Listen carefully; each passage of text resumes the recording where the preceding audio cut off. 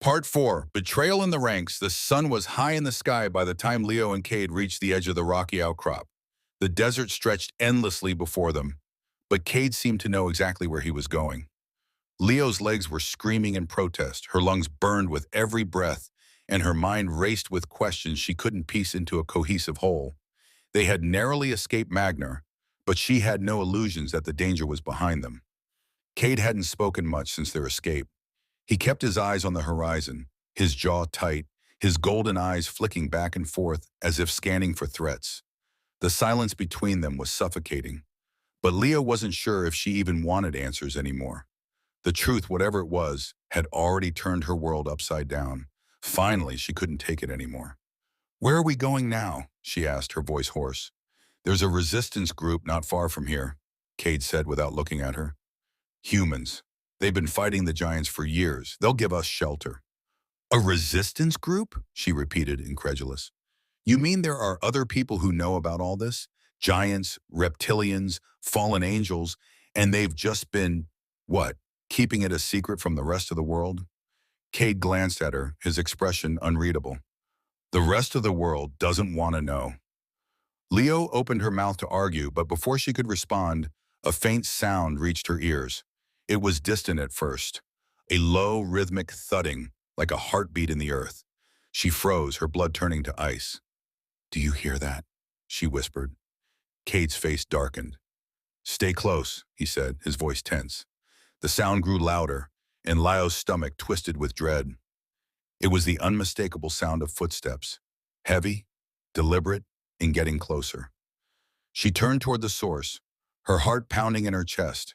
From the crest of a nearby dune, a group of figures emerged. At first, Leo thought they were human, but as they drew closer, she saw the truth.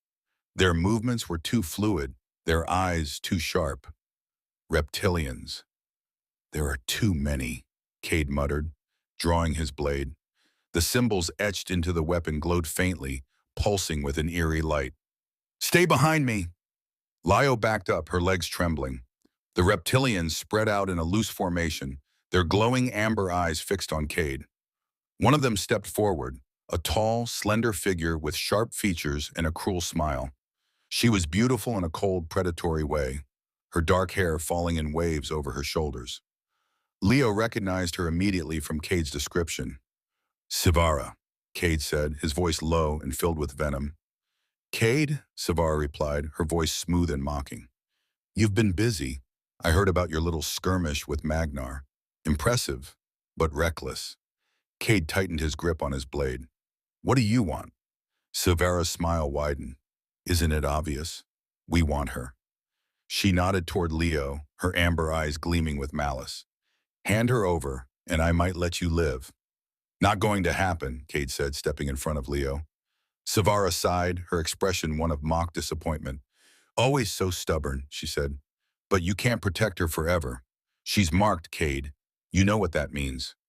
"What does she mean?" Leo asked, her voice trembling. "What does she mean by marked?" Cade didn't answer. His attention was focused entirely on Sivara, his body coiled like a spring. The tension in the air was palpable, and Lio's heart raced as she realized that a fight was inevitable.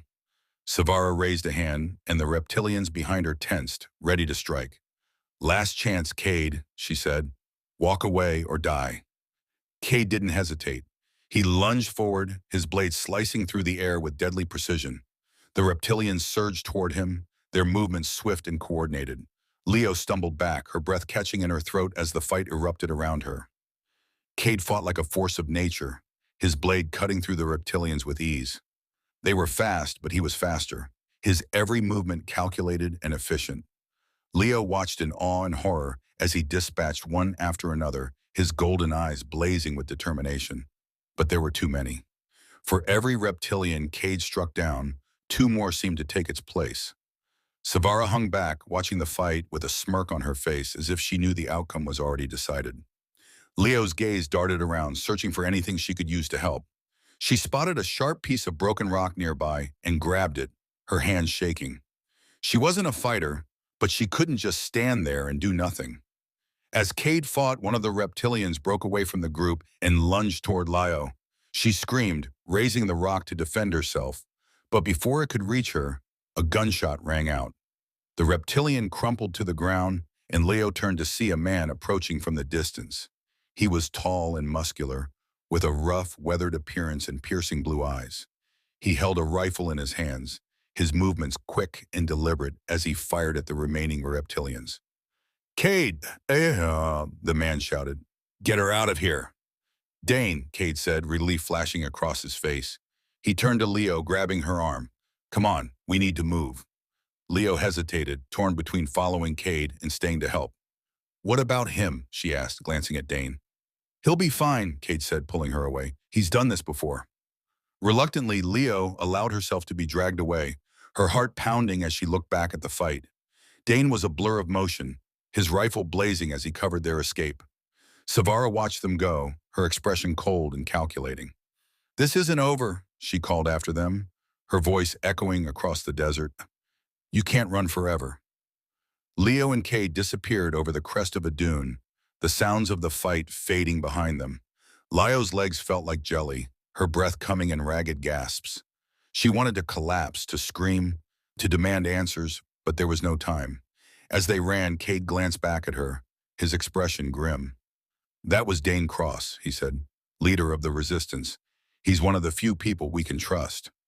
"Trust?" Leo said, her voice shaking. "I don't even know if I can trust you." Cade didn't respond. He just kept moving, his golden eyes scanning the horizon.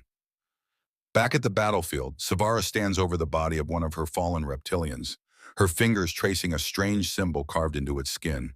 She smiles faintly, her eyes gleaming with satisfaction. "They think they can escape," she murmurs, "but they've already lost."